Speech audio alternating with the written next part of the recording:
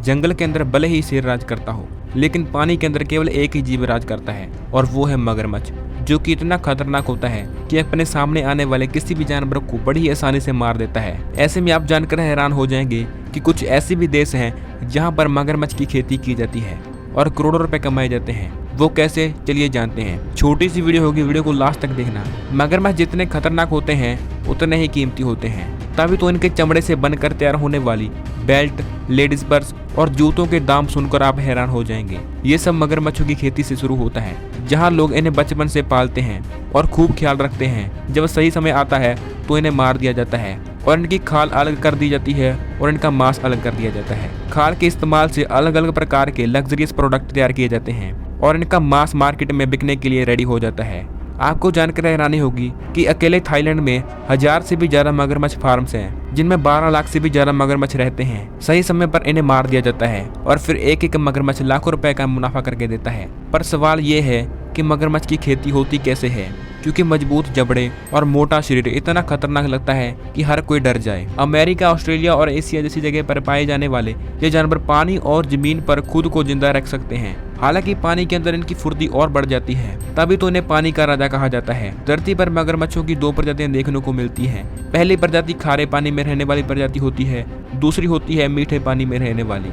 खारे पानी में रहने वाले मगरमच्छ मीठे पानी में रहने वाले मगरमच्छों से ज्यादा बड़े और खतरनाक होते हैं। लंबाई में एक मगरमच्छ 5 से 7 मीटर लंबा होता है। हालांकि कई बार इनका साइज और भी बढ़ जाता है। वहीं एक मगरमच्छ का वजन 1000 से 1300 किलोग्राम तक चला जाता है। इनके इतने ज्यादा वजन के कारण ही इनकी खेती करके इनके मीट को मार्केट में पहुंचाया जाता है, जिससे खाने वाले लोगों की कमी नहीं है। ये थोड़ा अजीब जरूर होगा कि इंसानों और दूसरे जानवरों को भी खाने वाले मगरमच्छों को लोग खाना पसंद कर रहे हैं, लेकिन क्या कर सकते हैं, ये लोग जानवरों से कम थोड़ी ना है।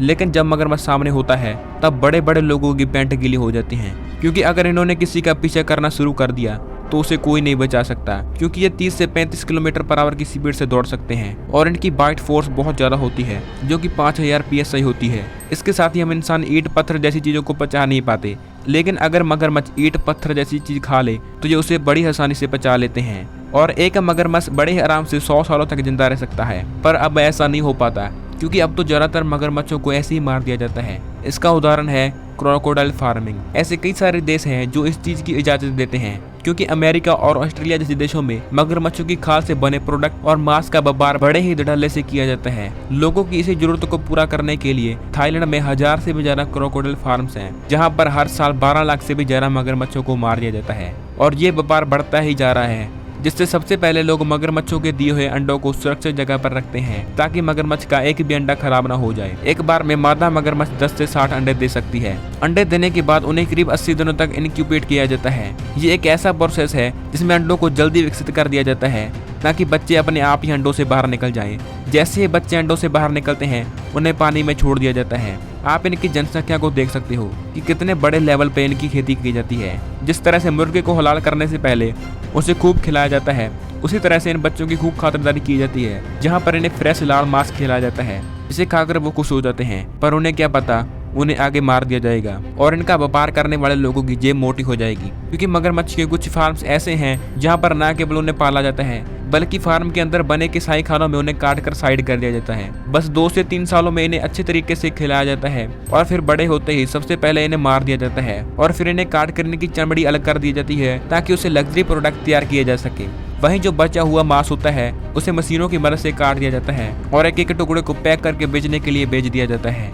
क्रोकोडाइल फार्म चलाने वाले लोगों का बस एक इरादा होता है कि हर साल ज्यादा से ज्यादा मगरमच्छों को काटा जाए। जब मगरमच्छ अच्छी तरह से विकसित हो जाते हैं तो उन्हें कसाई खानों में टांग दिया जाता है और फिर उन्हें काट कर मांस और खून अलग अलग कर दिया जाता है और जो मगरमच्छ की खाल होती है उसे अच्छी तरीके से साफ कर दिया जाता है। और डिमांड के हिसाब से लग्जरी प्रोडक्ट बनाने वाली बड़ी बड़ी कंपनियों को मगरमच्छ की खाल महंगे दामों में बेच दी जाती है, क्योंकि इनकी खाल से बने पर्स और जैकेट वगैरह इंटरनेशनल मार्केट में बहुत ही ज्यादा महंगे दामों में बिकते हैं। जहाँ मगरमच्छ की खाल से बनने वाले लेडीज पर्स की कीमत हजारों डॉलर तक होती है, तो वहीं इनकी खाल से बनी जैकेट की कीमत 4 लाख तक पहुंच जाती है। अब अगर हम मगरमच्छ की मीट की बात करें तो 1 किलो मीट करीब 1000 रुपए तक पहुंच जाता है।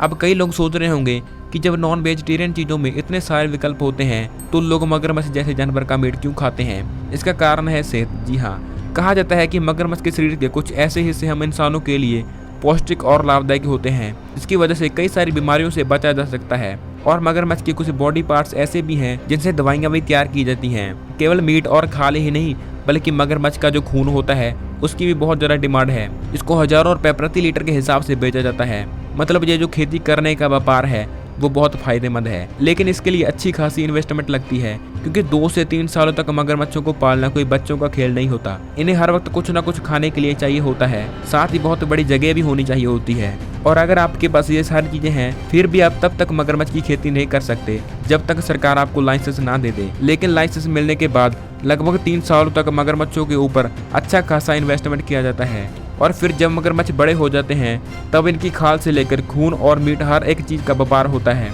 अगर यह धंधा जम गया तो पैसों की बरसात होने लग जाती है, क्योंकि मगरमच्छ से बनी हर एक चीज की डिमांड बढ़ती ही जा रही है।